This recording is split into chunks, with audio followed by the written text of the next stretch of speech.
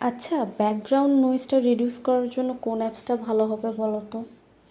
Actually আমি যেটা use করতাম ওইটা আপডেট হয়ে গেছে, যার কারণে ওইটা আমি ফ্রি আর ইউজ করতে পারছি না।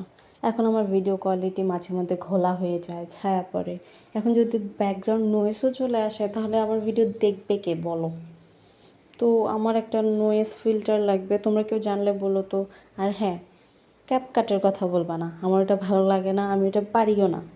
2 সেকেন্ড পর অ্যাড চলে আসে, 2 সেকেন্ড পর অ্যাড চলে আসে।